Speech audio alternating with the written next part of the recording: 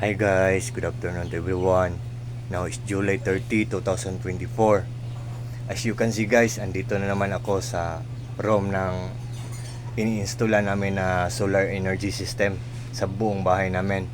Kasi mayroon kaming ini-install na bagong solar panel sa roof namin.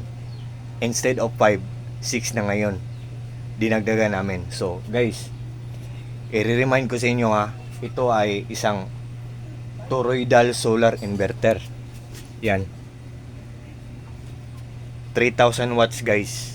At saka solar charge controller na big, solar charge controller na medium, solar charge controller na small. At saka DC to DC inverter. And 16 batteries guys. Look at guys 16 batteries. 1 2 3 4 5 6 7 8 9, 10, 11, 12, 13, 14, 15, 16. So guys, yan guys. At saka ito, power station. On the other term, or on the other word, tinatawag to na solar generator or portable solar generator. So, ito pala guys, pag may iPhone tayo na cellphone, nilagay natin dito sa top, automatic siya na mag-charge. Wireless na mag-charge. Diyan guys At saka handle din to. Yan. So ang bigat. Ayan.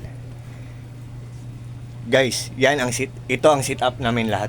At saka yung 6 solar panels namin sa roof namin. Pero guys, believe me or not guys, sa maniwala kayo at sa hindi, lahat ng mga appliances namin sa buong bahay namin, ito lang ang nagpapaandar. Ito lang ang nagpro-provide ng energy. So guys, just click the link guys, just trust me guys, at doon nyo makikita kung ano ang brand niya, kung magkano ang price niya, at kung ano ang watts niya.